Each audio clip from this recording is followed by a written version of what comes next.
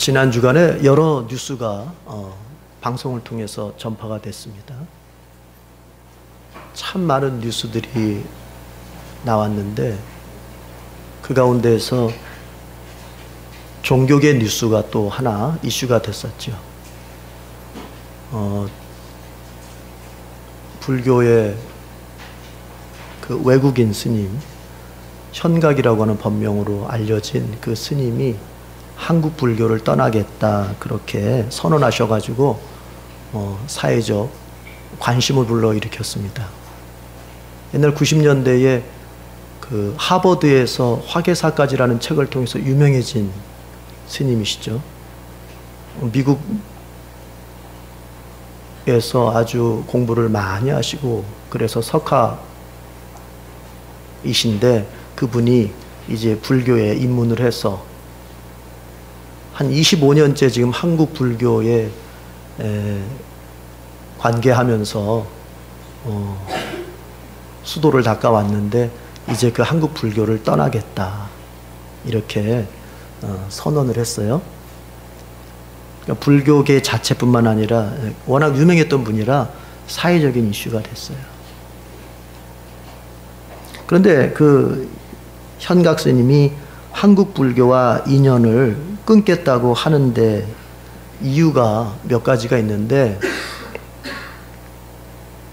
결국에는 뭐냐, 지금 불교계에서 일어나고 있는 일들 가운데서는 불교 정신에 맞지 않는 일들이 참 많다는 거거든요. 그래서 여러 가지를 지적을 하셨어요. 그 가운데 하나가 뭐냐면은 기복신앙입니다. 불교가 기복신앙에 빠졌다. 그래서 한국 불교를 떠나려고 한다. 이렇게 얘기를 하셨어요. 그러니까 그분이 보는 기복은 곧 돈이에요. 페이스북에 올라온 걸 보니까는 기복은 달러 이렇게 써 있던데 기복은 곧 돈이에요. 그런데 이제 그분이 지적하고자 했던 기복이라고 하는 것은 기복이라는 말은 이제 복을 구한다는 말 아닙니까?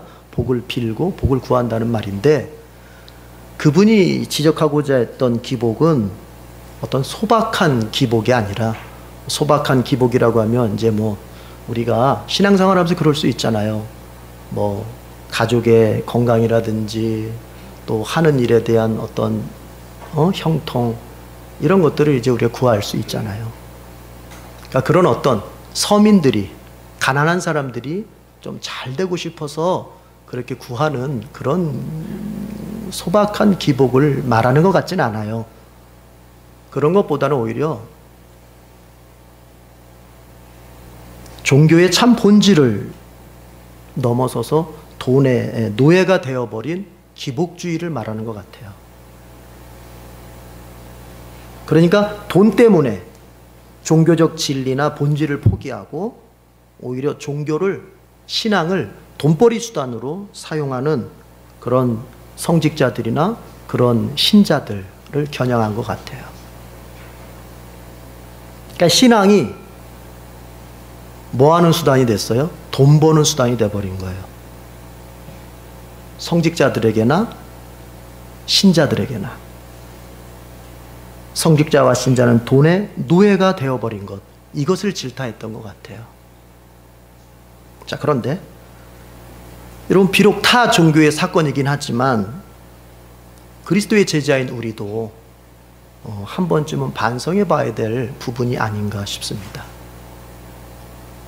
현각 스님의 그 비판이 우리하고는 전혀 해당이 없는 것일까?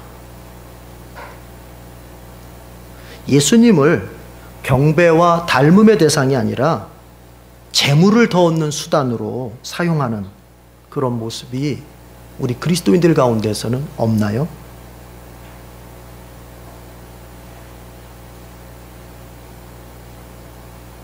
예수님을 믿는다고 하는 그 신앙의 본질이 무엇인지 알지 못한 채, 아니 알려는 관심조차도 두지 않은 채 그저 그 예수를 빙자해서 내가 잘 먹고 잘 사는, 잘 되는 이런 쪽으로만 신앙을 몰아가는 그 모습이 그리스도의 제자들 사이에서는,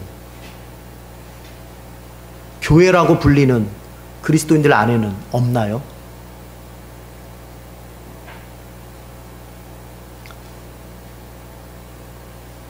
비록 스님의 말씀이지만 저로서는 참 깊게 생각을 해보게 되었습니다.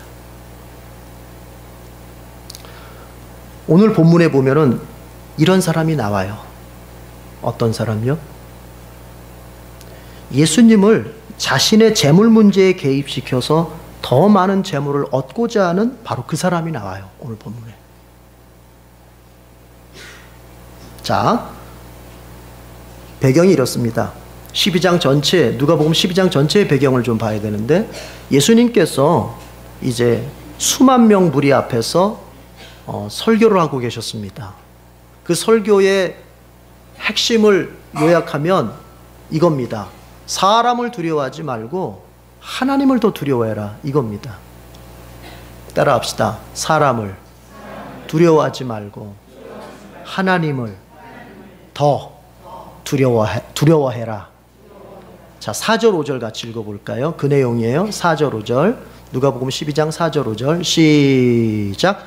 내가 내 친구 너희에게 말하노니 몸을 죽이고 그 후에는 능히 더 못하는 자들을 두려워하지 말라. 마땅히 두려워할 자를 내가 너희에게 보이리니 곧 죽인 후에 또한 지옥에 던져넣는 권세 있는 그를 두려워하라.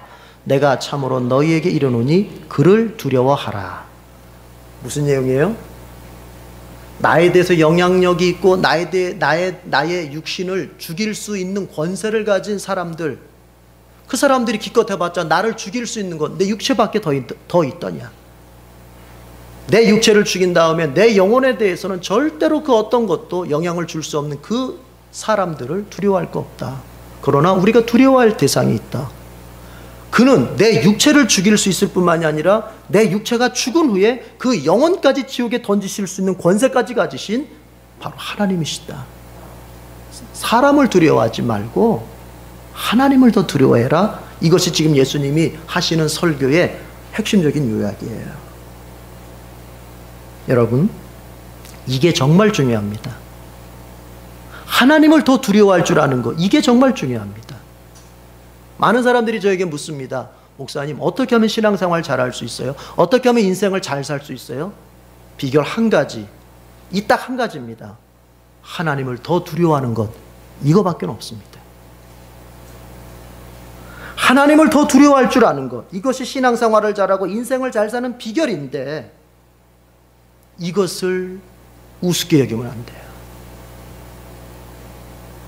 여러분, 성공자는 더와 덜을 구별할 줄 알아요. 한번 따라해 볼까요? 더와 덜을 구별한다. 모든 성공자는 이걸 할 줄 알아요. 더 두려워할 대상과 덜 두려워해야 될 대상, 더 사랑해야 될 대상과 덜 사랑해야 될 대상, 더 소중히 여겨야 할 대상과 덜 소중히 여겨야 될 대상, 더 우선하여 선택해야 될 대상과 나중에 선택해도 될 만한 것을 구별할 줄 안단 말이에요. 성공자는 반드시 그래요. 그러나 실패자는 어떻습니까? 더와 덜을 구별을 못해요. 아니, 오히려 반대로 선택해요. 반대로 구별해요. 더 사랑해야 될 것을 덜 사랑하고 더 두려워할 것을 덜 두려워합니다. 반대로 덜 두려워해도 될 것을 더 두려워하게 되고 덜 사랑해도 될 것을 더 사랑하려고 했습니다. 실패자는 그렇게 가요. 신앙과 인생이 더와 덜의 구별에 달려있다고 하는 것을 명심해야 됩니다. 예수님 얘기는 지금 그겁니다. 여러분, 가족을 한번 예로 들어봅시다. 가족은 다른 어떤 대상보다도 더 알아주어야 할 대상이에요. 성공자는 이렇게 살죠. 가족의 고통을 더 알아줍니다. 가족의 욕구를 더 챙겨서 듣습니다. 내 아내가 지금 무슨 생각을 하고 있고 무엇을 원하고 있는지 더 주의 깊게 살핍니다. 내 남편이 밖에서 생활하면서 직장 생활하면서 그 얻은 스트레스가 무엇인지 주의 깊게 관찰하면서 세워주려고 합니다.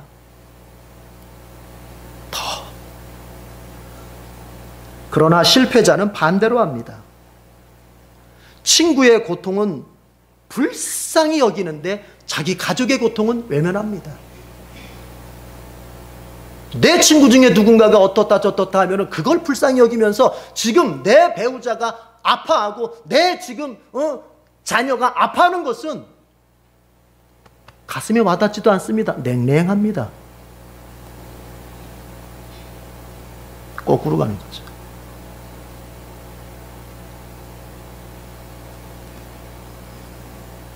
누구의 고통을 더 알아줘야 됩니까?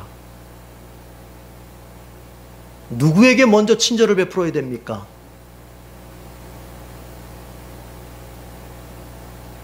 그렇다고 가족 이기주의가 되자는 말이 아닙니다. 내 가족만 챙기자는 말이 아닙니다. 여러분, 우리는 그러기 쉬워요. 밖에 나가서 우리가 좋은 사람으로 비치기 위해서 밖에 나가서는 친절하고 밖에 나가서는 다른 사람들 앞에 봉사하는 모습 보일 수 있는 거예요. 그러나 정말 내 집안에서 내 가정 안에서 내가 어떠한 가장이고 내가 어떤 아내고 내가 어떤 자식인지, 여러분, 이건 더 중요한 거예요.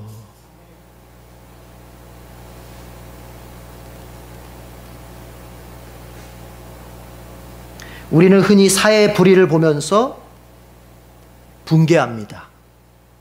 뉴스를 통해서나 주변에 일어난 일을 보면서 사회의 불의를 보면서 붕괴합니다.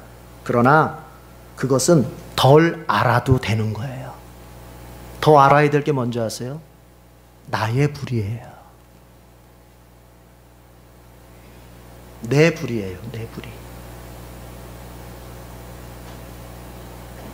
타인의 불의를 비판하면서도 동시에 그 사람보다 더한 불의를 저지를 수 있는 게 바로 납니다.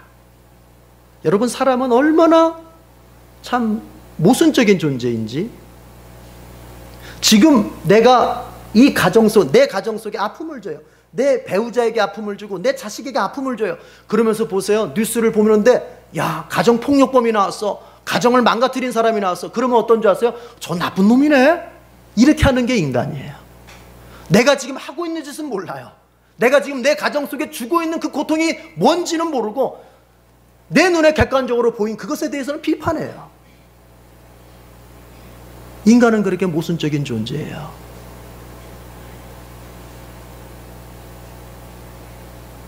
그래서 우리가 누군가 다른 사람의 불의를 더 크게 보기 전에 나만 모르는, 이미 남들은 다 알고 있는, 그러나 나만 모르는 나의 불의를 더 크게 볼 줄 알아야 돼요. 그게 성숙한 사람이에요.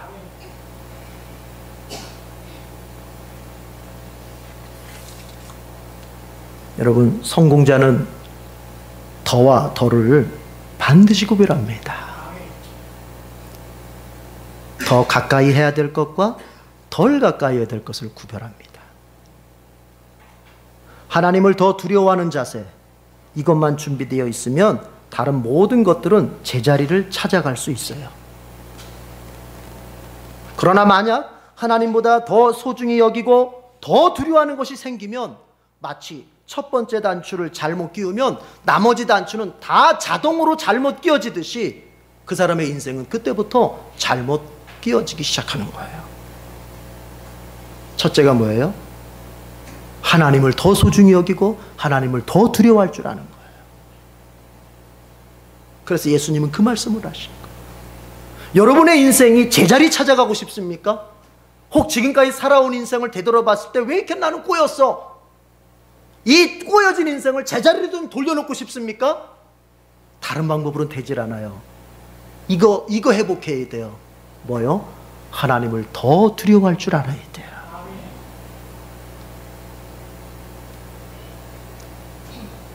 그래서 예수님께서 말씀하십니다. 사람이든 무엇이든 두려워하지 말라. 오직 하나님을 더 두려워해라. 우리 성도들 오늘 예배 자리에 오셨습니다. 여러분을 축복하고 싶습니다. 여러분의 인생이 정말, 여러분의 가정이 정말 복되어지기를 바랍니다. 그런데 여러분, 그 축복은 여러분 축복해요, 이게 축복이 아니에요. 여러분이 정말 잘 될 수 있는 비결을 가르쳐 드려야 되잖아요. 그것은 다른 데 있지 않아요. 우리 옆 사람과 함께 그렇게 인사합시다. 하나님을 더 두려워하면서 삽시다. 한 번 더 합니다. 하나님을 더 사랑하면서 삽시다. 그런 거예요. 그러면 보세요. 이제 여러분, 제가 팁으로 한번 제가 하나님을 두려워할 줄 안다. 오늘 여기 신혼부부도 왔는데, 여러분, 내 남편, 내 아내, 내가 어떻게 24시간을 관리합니까? 못하죠. 그렇죠? 제가 책에서 한번 봤어요. 우리 교인들은 그런 말 쓰지는 않는데 책에서 한번 봤어요. 믿지 않는 그 사람들이 쓰는 말이더라고요. 내 남편도 밖으로 내보낸 다음에는 내 남편이라고 생각 안 해야 속편하다고 그러더라고요. 그게 무슨 말입니까? 자, 남자가 가정 밖을 나가 보십시오. 오늘 우리 정집사님 기도하실 때도 나왔습니다. 너무나 유혹거리가 많고 넘어뜨릴 것들이 너무나 많습니다. 그거 부인네가 24시간 쫓아다니면서 어떻게 감시하고 어떻게 해줄 겁니까? 뭐 자식들도 마찬가지고요. 어떻게 할 겁니까? 그러나 그 남편이, 그 자녀가 하나님을 두려워할 줄 아는 사람이라면은 자기 스스로가 자기를 지키게 돼 있는 거예요. 그래서 우리 부인네들은 다른 것보다 우선해서 항상 내 남편이, 내 자식이 하나님을 더 두려워하는 삶을 살게 해주십시오. 이 기도를 해야 되는 거예요. 이 기도를. 그거 하나면 가정의 모든 문제는 다 제자리로 찾아 들어가게 돼 있는 거예요. 이게 지혜예요. 지혜로운 사람은 100이면 100가지를 다 잡으려고 하질 않습니다. 이건 미련한 사람. 그거 어떻게 잡아요? 100가지를 다. 지혜로운 사람은 원리를 봐요. 이 100가지를 움직이려면 먼저 뭘 건드려야 될까? 그것만 탁 건드려내면 나머지는 탁탁탁. 당구 해보셨어요? 당구? 남자분들? 다마 하나만 치면 지가 알아서 굴러가서 다른 거 때리잖아요. 당구들을 안 해보셔가지고 워낙 착하게만 사셔가지고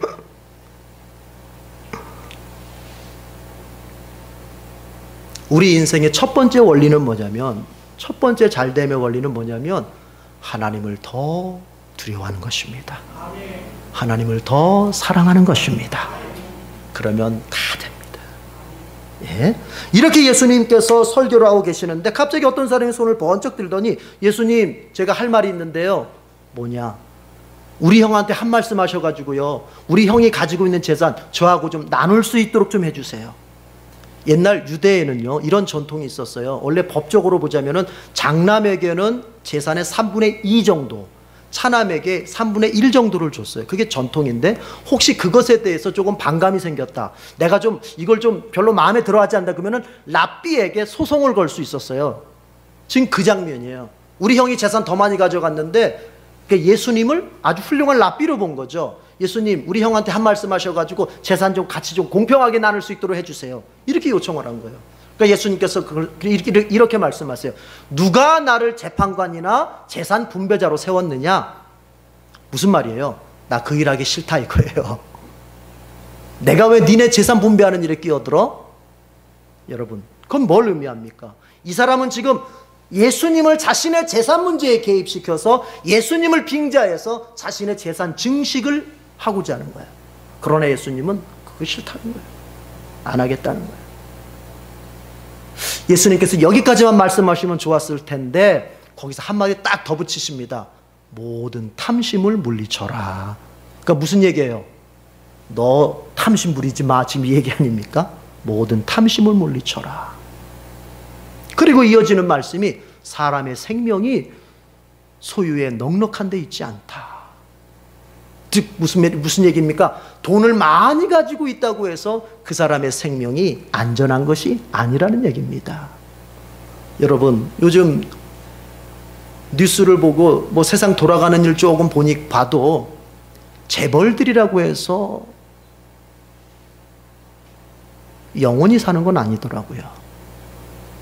재벌들이라고 해서 모두가 평안하게 사는 건 아니더라고요. 그 사람의 재물이 그 사람의 생명을 지키지 못하고, 그 사람의 재물이 그 사람의 명예를 지켜주지 못하고, 그 사람의 재물이 그 사람의 가정을 지켜주지 못할 때도 많더라고요. 예수님은 그걸 지적하십니다. 사람의 생명이라고 하는 것이 네가 생각하는 것처럼 소유가 넉넉한 곳에서 안전함을 갖는 건 아니다 하시면서 예수님께서 이제 비유를 드세요. 어떤 비유냐? 자, 어느 마을에 부자가 하나 있었다. 이 사람은 부자다. 이 사람이 농사를 졌는데 그 밭에 소출이 아주 풍성했다. 여러분 16절에 보면 그 밭이라고 나와 있는 그 헬라어 단어를 조금 분석해 보니까 이것은 어느 지역이란 말이에요. 어느 지역. 그러니까 어느 지역 전체, 어느 지방 전체가 이 사람의 다 밭이에요. 그러니까 엄청나게 부자한 거죠, 이 사람이. 근데 거기서 소출이 풍성해졌어요. 이 사람이 고민을 합니다. 뭘 고민하죠? 야, 이거 소출이 풍성해졌는데 내가 가지고 있는 창고로는 이거 다 저장을 못 하는데 어떻게 해야 될까? 고민을 합니다. 여러분, 이거 기억해야 됩니다.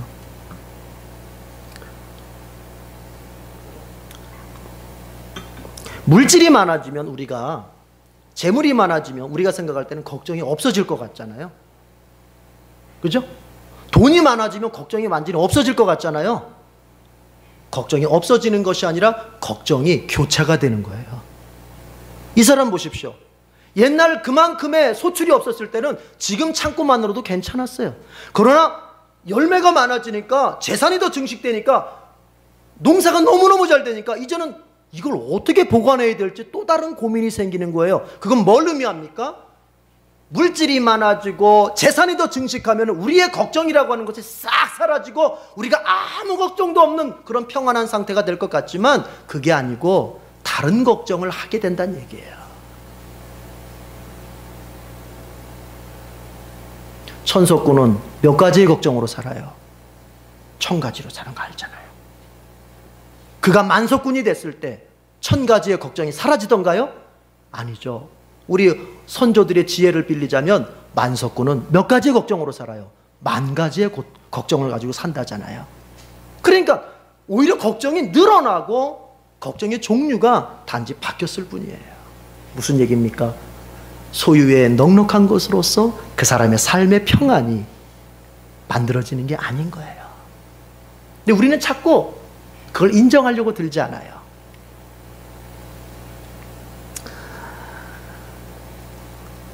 그러자 이제 이 부자가 이렇게 하면 되겠다. 창고를 좀 더 크게 져가지고 거기다가 이제 그 농사진 열매들을 다 모아놔야 되겠다. 그래서 그렇게 실행을 했습니다. 창고 더 크게 져가지고 다 모아놨습니다. 그런 다음에 이 부자가 이렇게 속으로 생각해요.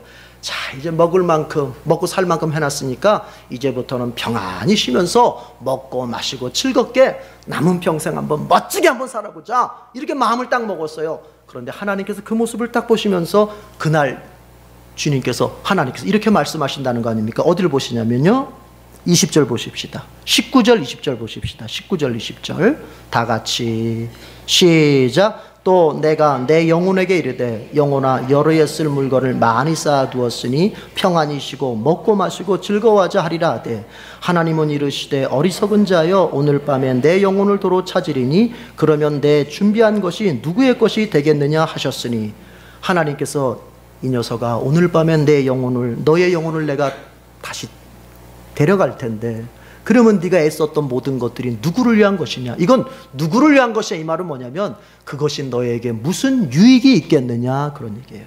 이로써 이 비유는 뭐예요? 예수님께서 앞에서 말씀하신 거 그거예요. 사람의 생명이 그 소유에 넉넉한데 있지 않다고 하는 것을 예로 들어주는 거예요. 만약에 사람의 소유가 생명을 보장해 준다면 그가 오늘 밤 자신의 영혼이 자신의 육체를 떠나는 것을 막을 수 있어야 돼요. 그리고 정말 그가 결심한 대로 남은 평생을 먹고 마시고 즐거워하며 행복하게 살 수 있어야 돼요. 그러나 그가 먹고 마시고 즐거워하며 살 수 있는 그 때를 자신이 정할 수가 없어요. 누가 정해주세요? 하나님이 정해주신단 말이에요. 인간의 운명이라고 하는 것이 인간 스스로가 결정할 수 없고, 그리고 인간의 재물이 그것을 보장해 줄 수 없고, 생명의 주권자이신 하나님께서 허락하셔야 되는 것이고, 생명의 주권자이신 하나님께서 그때를 연장시켜 주셔야만이 될 수 있다는 얘기를 지금 예수님이 하시는 거예요. 그런데 우리는 어디에 매달리고 있어요? 우리는 누구한테 매달리고 있어요? 생명의 주권자이신 하나님께 매달리는 것이 아니라 소유물에 매달리고 소유를 더 늘리기 위해서 애쓰고 있는 것이 인간의 현실이라는 것을 예수님 말씀하시는 거예요. 어디에 매달려야 돼요? 그래서 예수님께서 뒤에 말씀하십니다. 너희는 먼저 하나님의 나라를 구하라. 그렇게 말씀하시고 하나님을 먼저 구하라는 거예요. 여러분, 그렇다고 해서 예수님께서 재물에 관해서 부정적이라는 말을 우리가 부정적이라고 생각하면 안 됩니다. 예수님께서 가난한 자의 그 먹고 사는 문제, 우리의 현실적, 우리 인간들의 현실적으로 먹고 살아야 할 생계의 문제를 예수님 외면한다는 소리가 아닙니다. 여러분, 예수님은 가난한 자의 삶을 반드시 보살펴 주십니다. 예수님은 하나님 자녀의 필요를 아시고 그 필요를 반드시 채워주십니다. 그것이 뒷부분에 있어요. 한번 보실까요, 여러분? 31절을 한번 보십시다. 30절, 31절. 자, 29절, 30절 보겠습니다. 29절, 30절. 29절, 30절. 시작. 너희는 무엇을 먹을까, 무엇을 마실까 하여 구하지 말며 근심하지도 말라.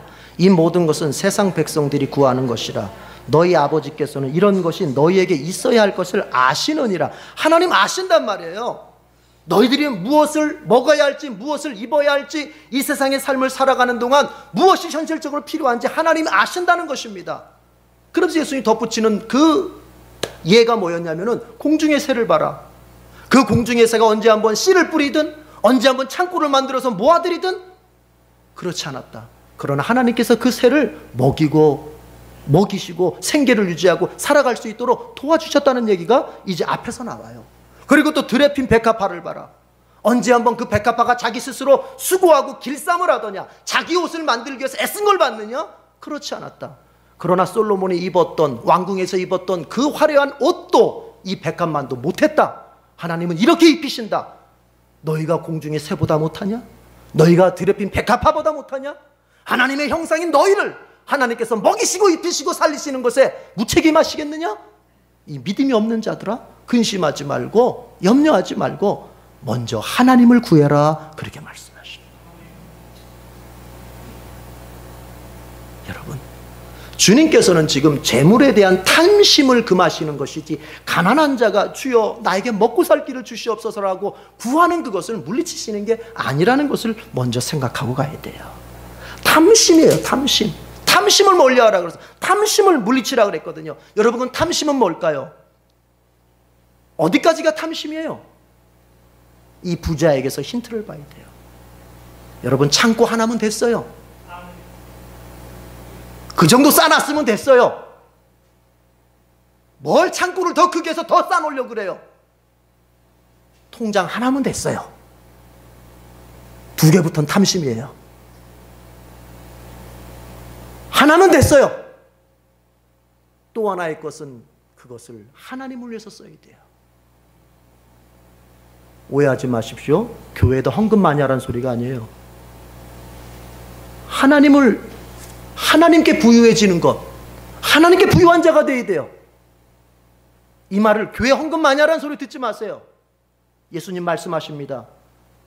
자, 성경 어디를 보시냐면은 33절을 보세요. 33절. 다 같이 시작. 너희 소유를 팔아 구제하여 낡아지지 아니하는 배낭을 만들라. 곧 하늘에 둔 바 다함이 없는 보물이니 거기는 도둑도 가까이 하는 일이 없고 점도 먹는 일이 없느니라. 33절. 너희의 소유를 팔아서 구제하라. 여러분, 통장 나머지 하나는 가난한 자들을 위해서 쓸 줄 알아야 돼요. 나 아닌 다른 사람을 쓸 줄 알아야 돼요. 내가 오늘 먹고 있을 때, 내가 이 시간 식사하고 있을 때, 이 시간 먹고 있지 못하는 그 사람에게 나눠줄 수 있어야 돼요. 내가 지금 입고 있습니다.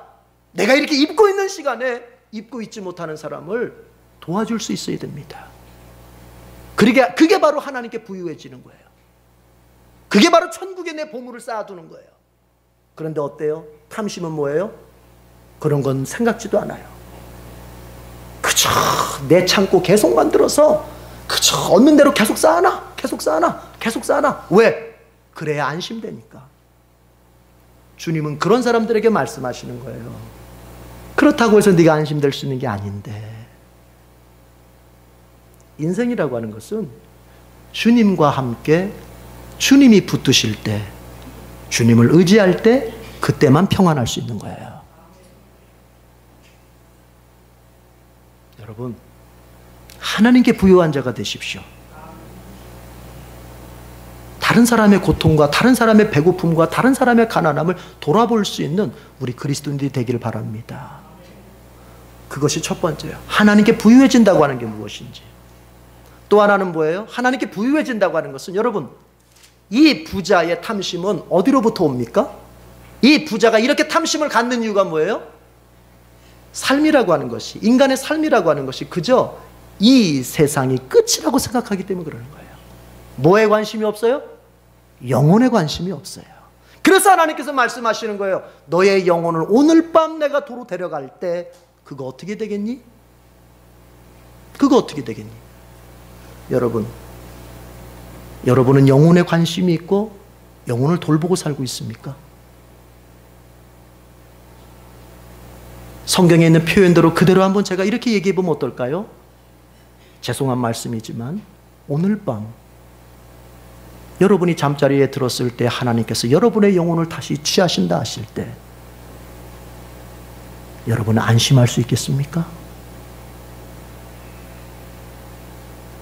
하나님께 부유해진다고 하는 것은 나의 영혼에 관심을 가지고 그 영혼을 위해서 내가 하나님과 어떻게 사귀고 하나님 앞에서 어떻게 살아갈 것인가에 대해서 더 많이 신경 쓰고 더 많이 시간 투자하고 더 많이 애쓰는 걸 말하는 거예요. 그저 이 땅에서 먹고 살만한 것에만 신경 쓰는 것이 아니라 앞으로 이 세상 삶의 끝자리에서 내 영혼은 과연 어떻게 될 것인가, 이것에 관심을 갖고 나의 남은 인생을 사는 것, 이것이 하나님께 부유해지는 거예요.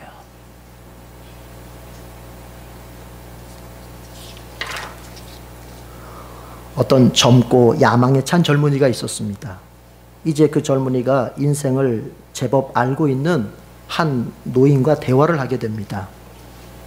그 젊은이가 노인에게 하는 말이, 어르신, 제가 사업을 좀 배워보려고 합니다. 그러자 그 노인이 이런 얘기를 해요. 그 다음은 뭘 할 건가? 예, 이제 그 사업으로 성공을 해야죠. 노인은 다른 말 하지 않습니다. 또 이렇게 묻습니다. 그 다음엔 뭘 할 건가? 예, 재산을 내가 많이 이루어야죠. 그러자 노인은 계속해서 그러고 나서는, 그 젊은이는 이렇게 얘기합니다. 이제 늙어서 은퇴해서 내가 모아둔 돈으로 여생을 잘 지낼 수 있지 않겠습니까? 노인은 말합니다. 그러고 나서는, 예. 젊은이는 약간 생각을 해요. 그러더니 이렇게 얘기해요. 글쎄, 아마 언젠간 죽겠지요? 그러나 노인은 멈추지 않고 마지막 말을 합니다. 그러고 나서는, 죽은 다음에는. 여러분, 요즘엔 노후 설계, 은퇴 설계 이런 것들이 유행을 합니다. 여러분, 사후의 설계, 여러분의 영혼을 위한 설계는 제대로 되어 있습니까?